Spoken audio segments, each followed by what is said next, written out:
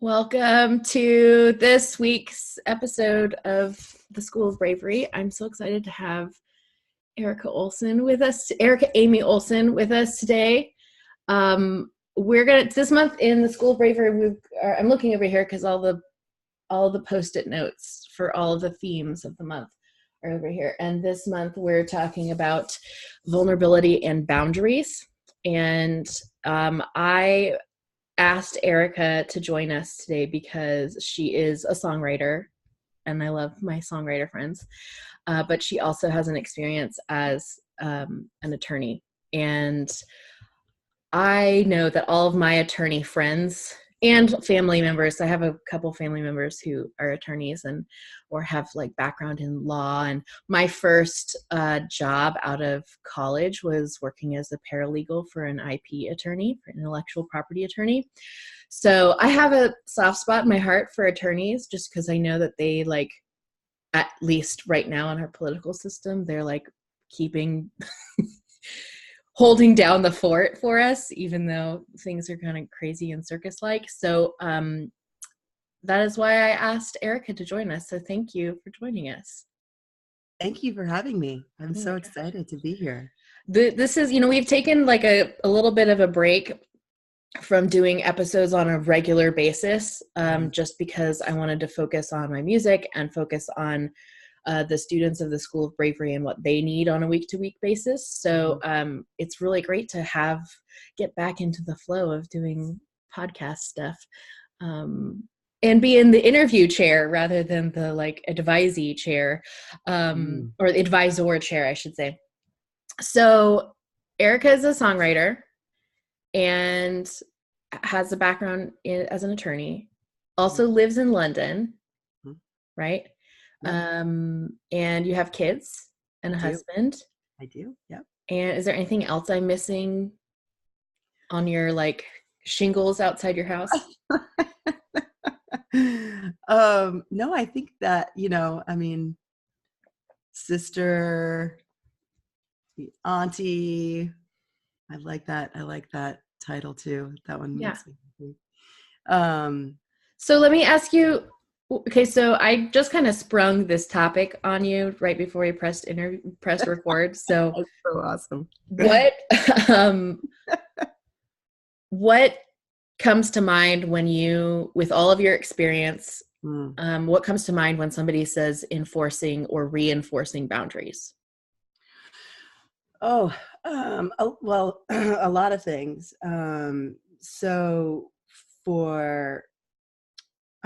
from a life perspective, I think what I mentioned is you're like, I want you to talk about boundaries from the point of view of an attorney. And I was like, I'm an imposter for that topic because I had no boundaries.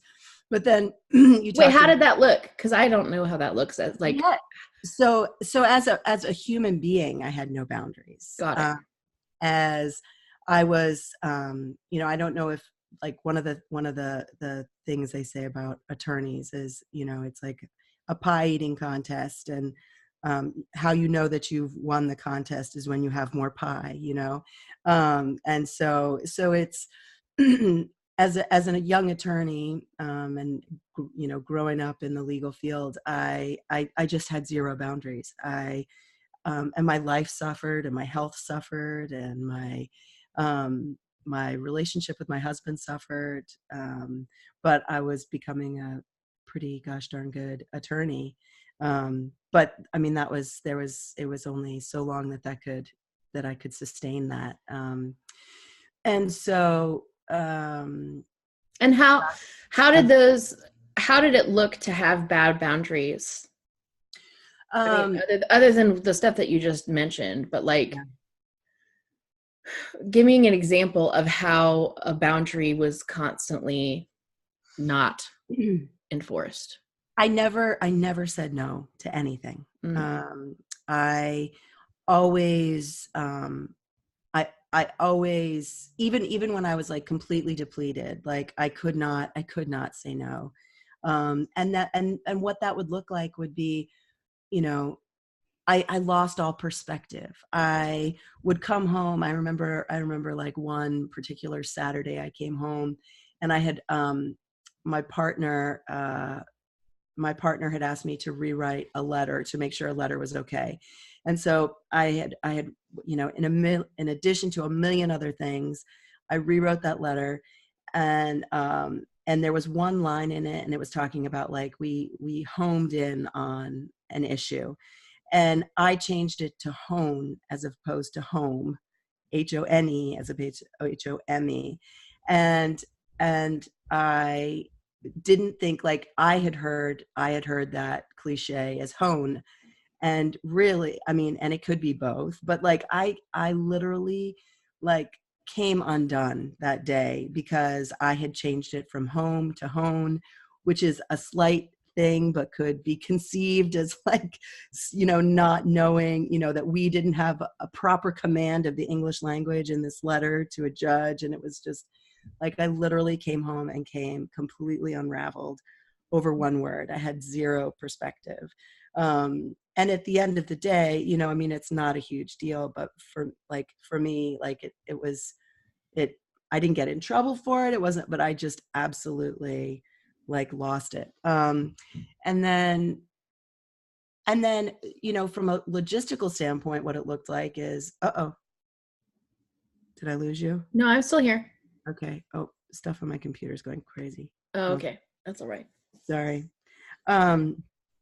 From a logistical standpoint, where did you go? I want to be able to see you when I'm talking to you.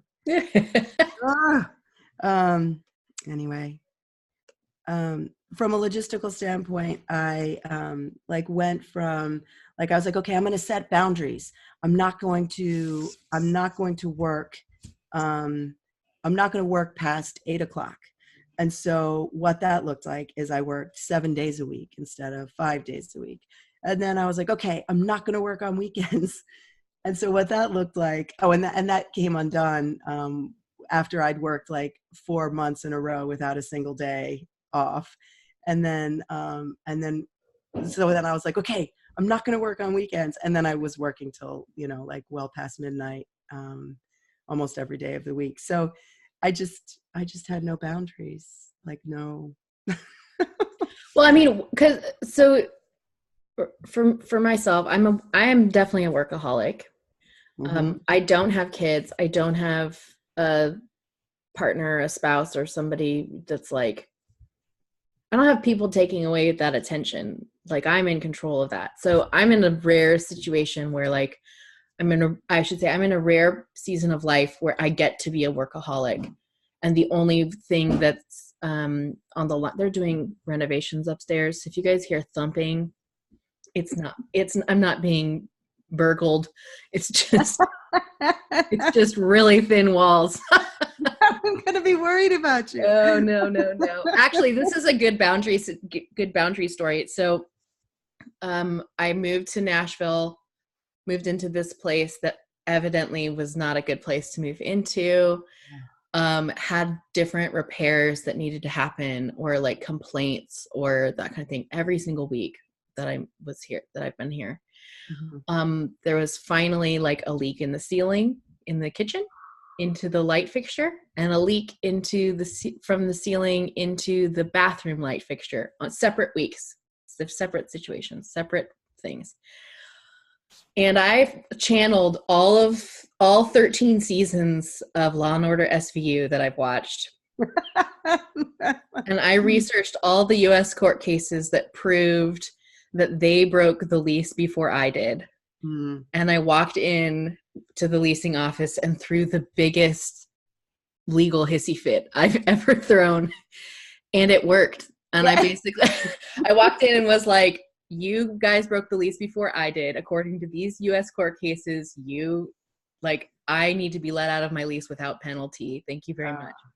I'm going to give you 24 hours to like notify me, but I have these 3 phone numbers of like Better Business Bureau, you know, like health code, that kind of stuff. I'm going to call these people in 24 hours if I don't get a resolution. Yes. And it worked.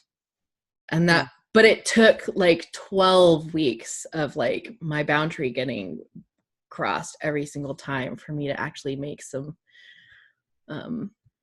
to take some serious action about it other than just complaining, Yeah.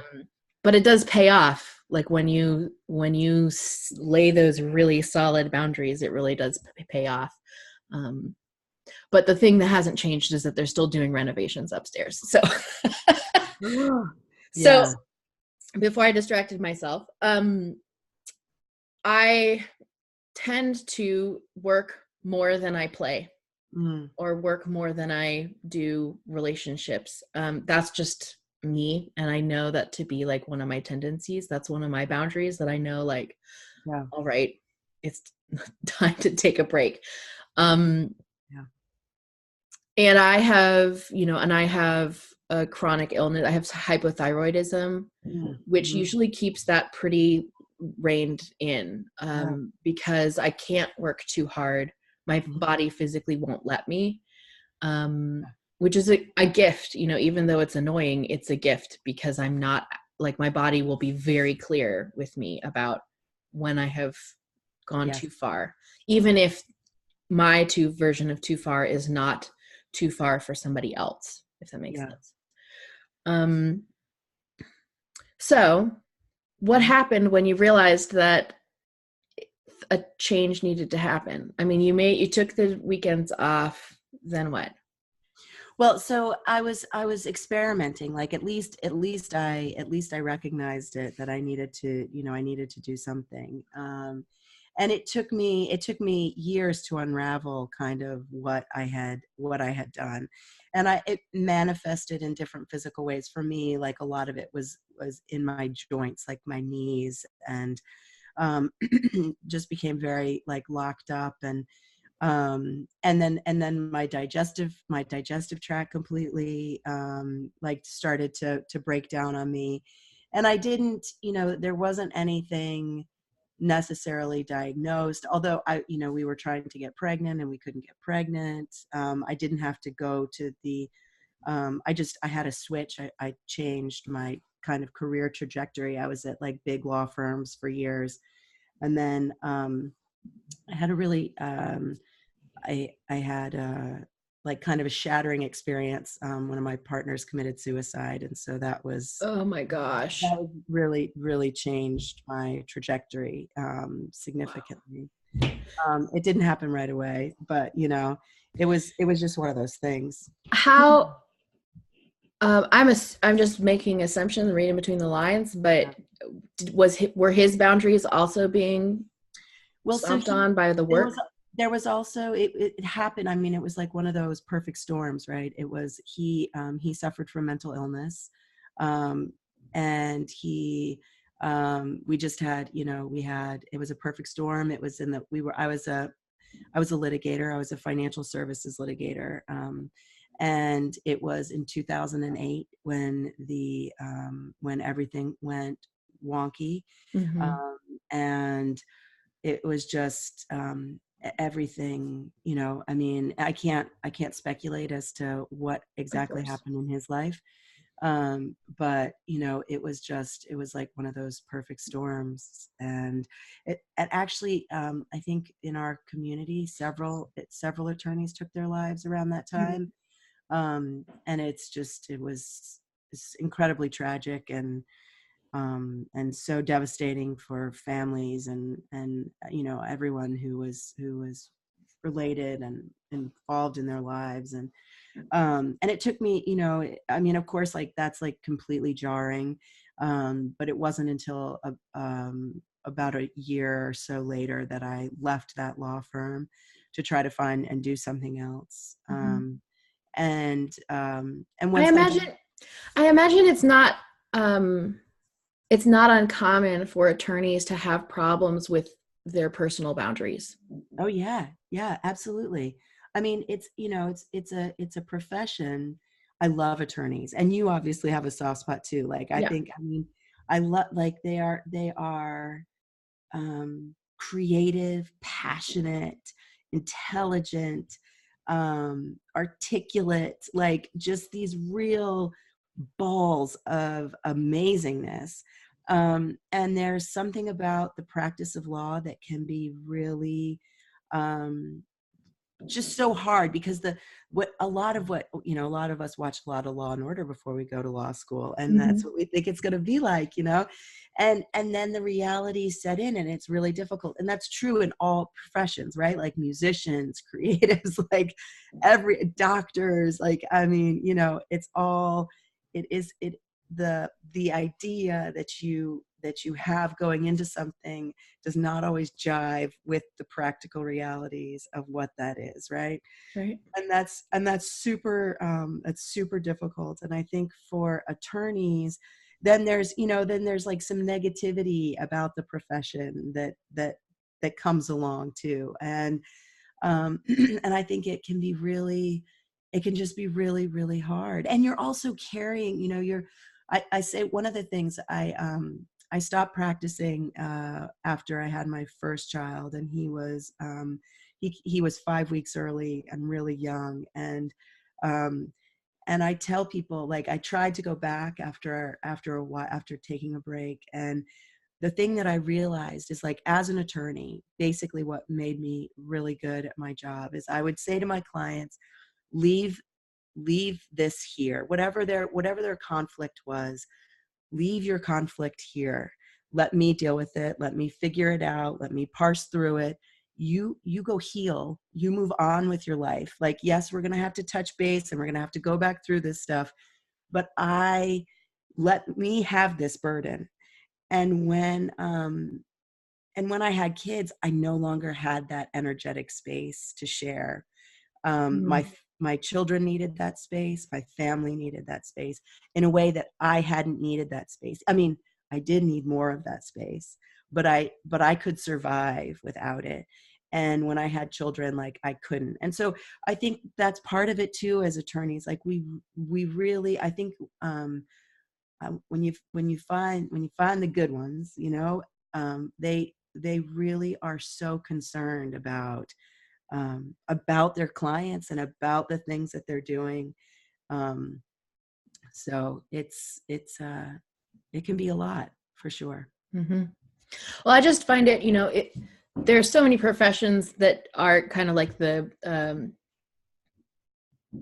shoemaker's son situation where, like, right, there's that saying that I can't remember right now because of course I need to use it and of course I can't find it. But that, a shoemaker's son always needs more shoe repairs than anybody else's. And that is true. Like, a musician's ability to take time to be musical just for themselves, that's, like, sometimes gets, when they are professional, that gets to the bottom of the list. So what we're talking about is this work-life balance, and you reprioritized your life based on your values, it sounds like. Yeah, I feel that, and the practical reality of it too, I mean, I think I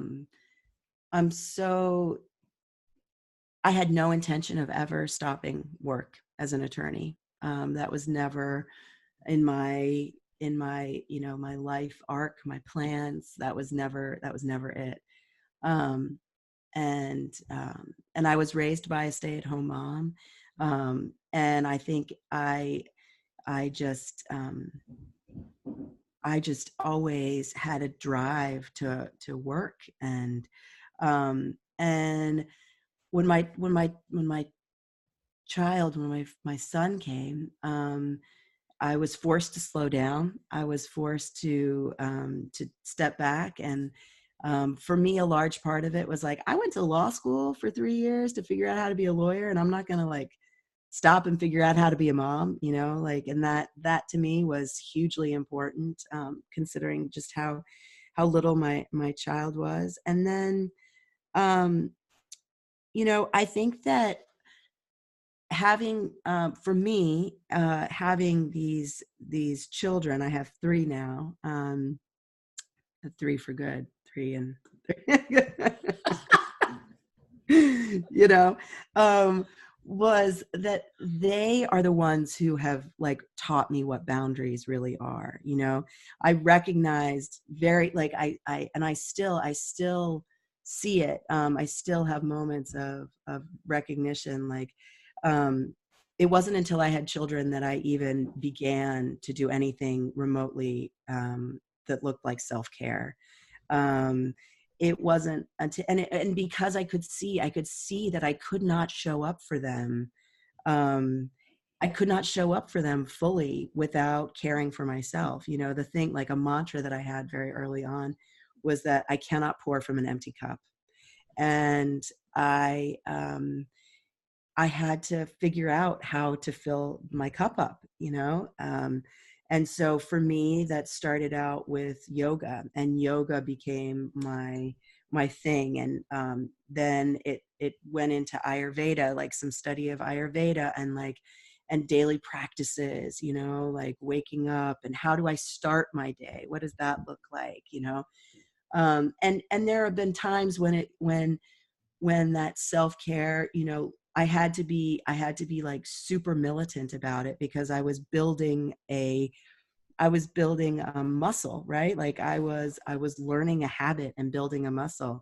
And there were times when I would be shattered if I didn't start my day with my hot water and lemon and my abhyanga, and, like, you know, have my poop before I leave the house. Like I was like, my whole day was off if that did not go down, you know?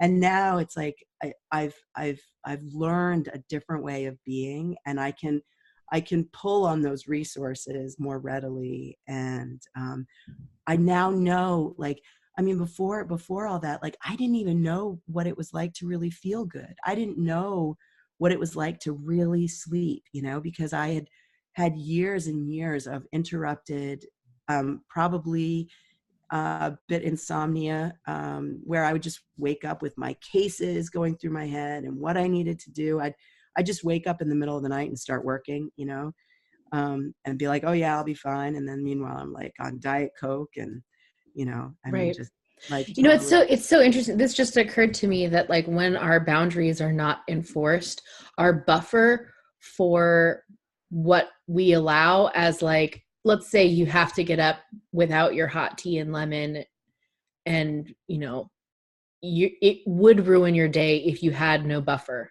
Yeah. It Yes. would. Very much Yeah. so. Like, if you have no buffer in your life for getting in a car accident on your way to work, it ruins your entire month. Yes. Right. Yes. And so sometimes if you are encountering a lack of boundaries being enforced in your life, sometimes that looks like everything is do or die. Everything. Yes. And everything is a crisis. Yep. And in previously in the School of Bravery, we've been talking a lot about building systems, and how that's actually, when you build a system as opposed to a goal, you're actually you're investing your energy back into yourself and your business. And this is part of that. You know, when you are able to set in place a boundary and consistently enforce it, you're building for yourself that buffer of, no, when shit hits the fan, it's going to be all right. I mean, it's going to be bad, you know, like a car accident. Nobody wants a car accident, Right. but it's not going to ruin my month because I have a buffer of finances, or I have a buffer of time. Like, the people in my life are understanding and know that I show up on time and that kind of thing. So, Yes.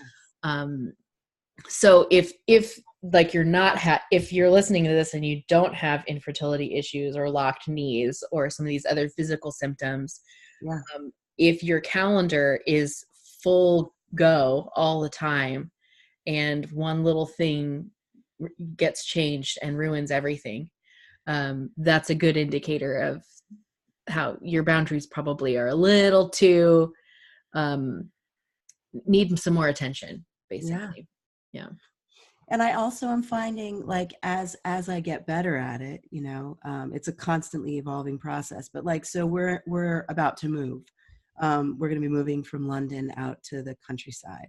And in years past, I mean, we've only moved here 3 years ago, and I, even then, like, even I mean, you know, I've come so far since then. Like, I see on the calendar that we've got the move, and I am knocking everything I can off of it. Like, there's, it's going to be around Christmas time. So there's going to be a lot of pull to like, go do Christmas stuff and like hang out with people for Christmas and, get all these things on the calendar. And I'm like, no.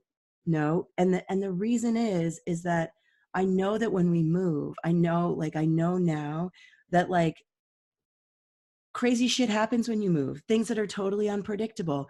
And if I have us going at full tilt, we are going to get knocked down. We are going to have short fuses. We're not going to be able to cope with like just the little strange things that happen. Like for my children, I know that I need like, so for me in my music and what I'm doing in life now, right? Like I'm not scheduling any workshops. I'm not scheduling any co-writes. I'm not planning to do anything related to music, at least in the first 4 to 6 weeks of when we move, because my kids are going to need me. They're going to be disrupted. There's probably going to be some regressions, some like lost sleep, perhaps some bedwetting. Like, and I just, if because I've created more, like I talk about getting, like when you have no room for error, right? Mm-hmm. Like exactly what you're saying. When there's no room for error, everything breaks you. So I need to build room for error. I need to build room for us, and I hold this container like this. And the way I hold this container is by recognizing and by taking care of myself. Like I'll be going to bed. I won't be drinking a lot over this holiday. I won't, I'll be watching, I'll be watching how I feel. I'll be watching if I'm getting irritated. Like if I find myself getting angry quickly, I'll be like, ooh, what's going on? What's, where do I need space? Like, do I need to go for a walk? Do I need to, Right. And it's not going to be perfect, but. So in the realm of bare naked bravery and what we know, or what I know of as the ingredients of bravery, there's these 12 ingredients of bravery, 3 main ones, and the other ones are kind of underneath, right? The rest of them are underneath, sub ingredients. So vulnerability, imagination, improvisation, those are the 3 main ingredients. And boundaries, enforcing boundaries, that realm is underneath vulnerability, because ultimately when we are the ones that are removing or changing our boundaries, we have power of choice and we are doing brave things typically. Like telling somebody, no, I can't do that. That's a brave thing, right? However, when somebody else breaks down our boundaries, that's called rape or victimization. And when and in a lot of these cases where, when in a lot of these situations,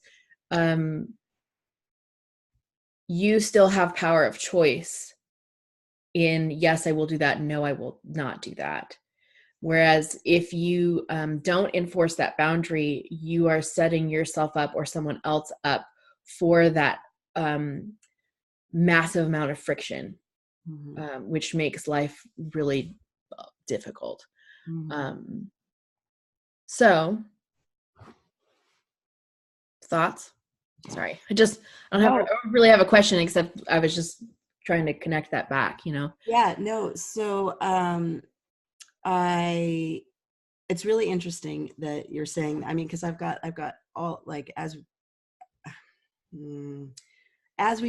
I was kind of thinking about, we're going to talk about boundaries. Like I'm seeing like all of these boundaries and like how I've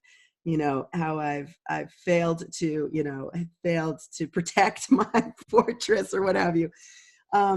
But I also think, like, I mean, I think we get lulled into not protecting our boundaries sometimes, like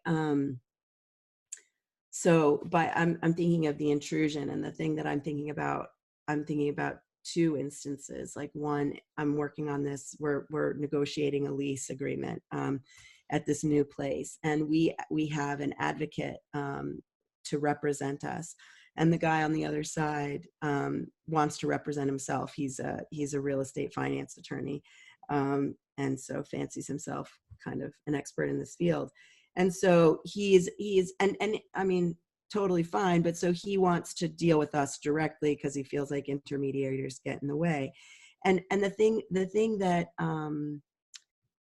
in what you said about when boundaries are penetrated by others, Mm-hmm. like this to me is an example of how I'm like on the fence, because one of my boundaries is I have an advocate for this situation. The reason why I have an advocate for this situation is because I recognize I am not an expert in UK landlord-tenant law. And Right. so I have somebody to deal with this. And while I recognize the benefit in one-on-one interaction, I have a advocate for a reason, you know? However, like, despite that, it's hard for me to hold that ground because he keeps talking to me directly. And I'm like, okay, cool. Like, and you get lulled into this sense of like, okay, we'll have this rapport and maybe this will work out. But in the reality of it is, it's like, it's just making it harder for me to reestablish my boundary. Mm-hmm. Please speak to my advocate, not to me, you Right. know? Well, so business owners, I've encountered this as a business owner in scheduling, say for Mm-hmm. instance. Mm-hmm. And I'll talk about intrinsic and external enforcing factors, basically. So if somebody's coming to you and texting you about scheduling and like when you need to cut, like, when are you available? Oh, I'm available at this time. You know, how that back and forth, like, what about Tuesday at 2? No. How about Wednesday at 4? How about Friday at 8? Yeah. Okay. That's great. So that whole conversation takes up a ton of time. Yeah. And when I was teaching cello lessons full time, I just defaulted that to like, nope, everybody has the same time every week. No one can switch times at all. Don't even ask. You're going to get a no. Boundary. Boundary. Big old boundary. Exactly. Snaps for that. So, and now doing this version of my life, I have a software doing my scheduling for me. So I have basically given the reins of my calendar to this calendar robot, and the calendar, and anybody who has to schedule time with me has to go through this calendar robot. Well, the very second somebody will text me and go like, "Oh, how about this time at this time?" And we go off script or we go off road and we schedule something off road, inevitably, like, I'll forget, or it doesn't get on my calendar, or something will go awry. And it's because the system exists for a reason. The software exists for a reason. The advocate exists for a reason.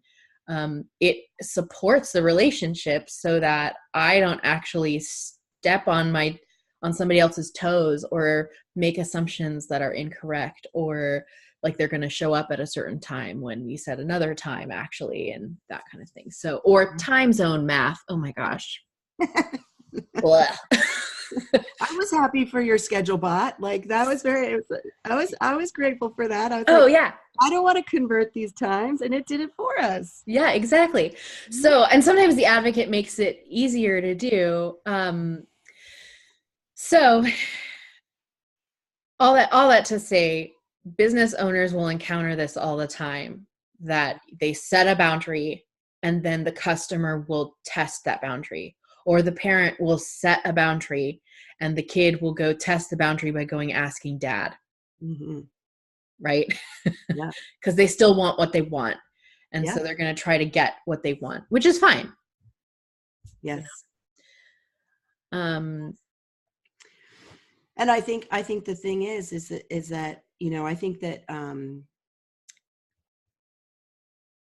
just because the boundary has been tested doesn't mean that it's broached and breached forever. Yeah. You can reestablish the boundary. It may take a little bit of time, like we're reestablishing the boundary, and it may be uncomfortable, and it may reveal further truths about the situation as to whether you should continue interacting with whoever it is that's trying to breach your boundary. But the the truth of the matter is that you don't need to feel bad that the boundary was broached, right? Like I have to relieve myself. Like I'm like, oh, how did I, what did I do to contribute to the situation? How did I, and it's like, no, this is it. Like enough of that, right? What it is what it is. And I'll go back and reflect on how I can do better once I've resolved what's going on, right? Like, so I'm reestablishing my boundary because I think that's the proper way to go forward. And if this person doesn't like the reestablishment of the boundary, then I know that this is not the person with whom I need to be entering into a long-term contractual relationship with.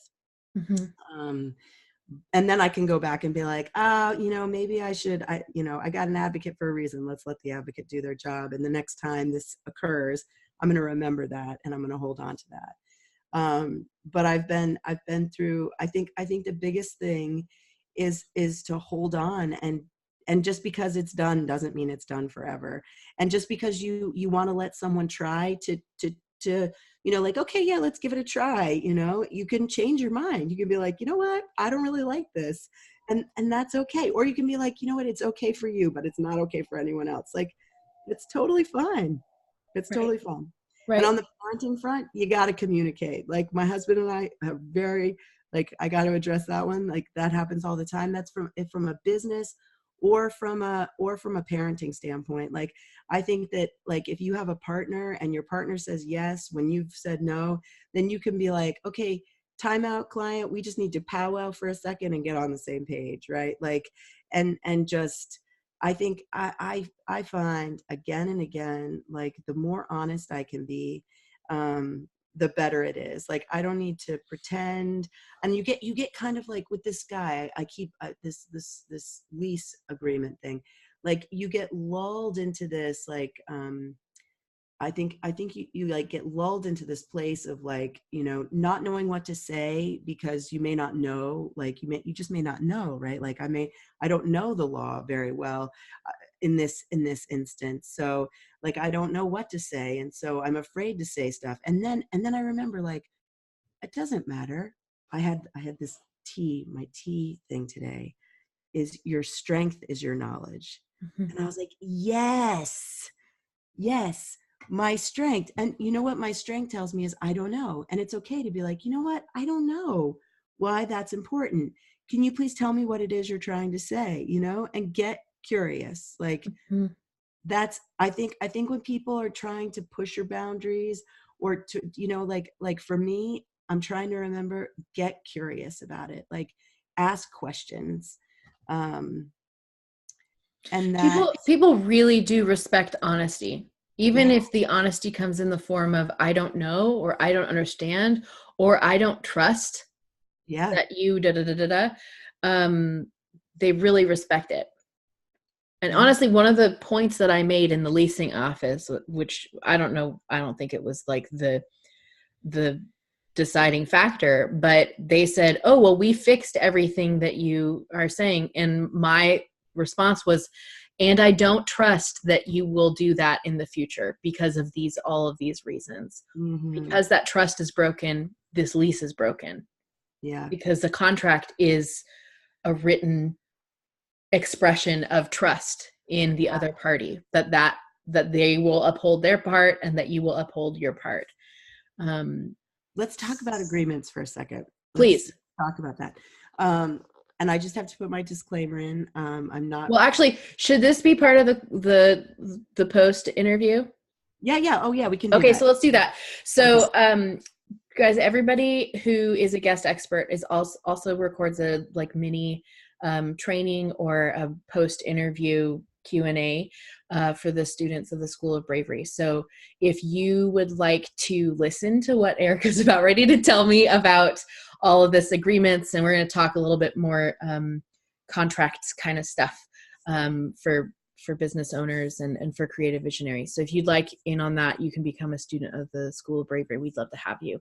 You get access as a student at any level, you get access to all of the guest expert trainings that we've done. So please join us. And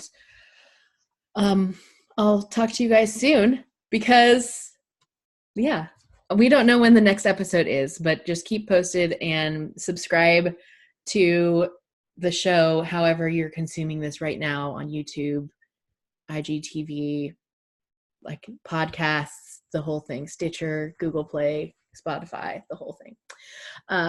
And if you're curious at all about the School of Bravery, you can go to schoolofbravery.com, and you can go to erikaamyolson.com to go check out all of Erika's stuff, because she's also a lovely songwriter as well. And so if you're curious to hear how she's utilizing all her boundary enforcing in a creative way, you can go check that out. Okay, I'll see you over on the other side.